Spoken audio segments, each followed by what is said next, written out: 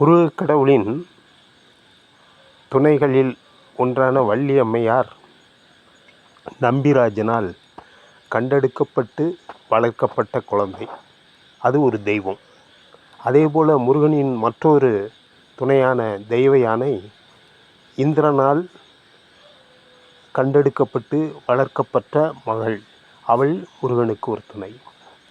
அடுத்தது ஐயப்ப சாமி இருக்கார் இல்லையா, ஐயப்பன், ஹரிஹர ஐயப்பன் அவர்கள் பந்தல மகாராஜா அவர்களால் கண்டெடுக்கப்பட்ட ஒரு குழந்தை. காட்டிலிருந்து கண்டெடுத்து வருகிறார். பின்பு அவருக்கு ஒரிஜினலாக ஒரு குழந்தை பிறக்கிறது. ஆகவே இந்த குழந்தையை விரட்ட சதி செய்கிறார்கள். அது கடைசியில் அந்த கதை அப்படியே போகும். கடைசியில் ஐயப்பன் அந்த சபரிமலையில் தங்கிவிட்டார் என்பதுதான் நாம் படித்த ஒரு நல்ல செய்தி. அதே போல் ராமாயணத்தில் எடுத்துக்கொண்டால் ஜனங்களுடைய மகள் சீதை லட்சுமியுடைய அவதாரம். அந்த லட்சுமி சீதையை ஜனகராஜன் உளம்பூது, அதாவது இந்த நிலத்தை உழுவார்கள் இல்லையா, அதிலிருந்து கடந்தெடுக்கப்பட்டவர்கள் தான் லட்சுமி. இப்படி பல சம்பவங்கள் உண்டு, பல நிகழ்வுகள் உண்டு. ஆகவே இந்த கண்டெடுக்கப்பட்டவர்கள் எல்லாமே தெய்வங்களாகத்தான் இருக்கிறார்கள்.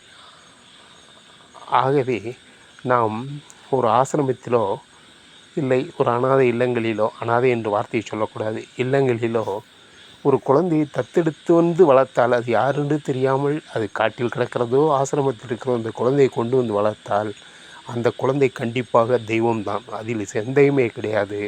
அந்த குழந்தையை வளர்க்கின்ற பெற்றோர் அவர்கள் கண்டிப்பாக தெய்வத்துக்கு நிகரானவர்கள்தான். அப்படிப்பட்ட பெற்றோர்கள் மிகப்பெரிய ஆசி பெற்றவர்கள். தெய்வத்தின் கருணையால் அவர்கள் பல பிறவிகள் நல்ல வாழ்வார்கள். நீங்கள் இப்படி ஜனகனை எடுத்துக்கொண்டால் மிதிலுடைய ராஜா, இந்திரன் இந்திராதிபதிகளுக்கெல்லாம் தலைவன்.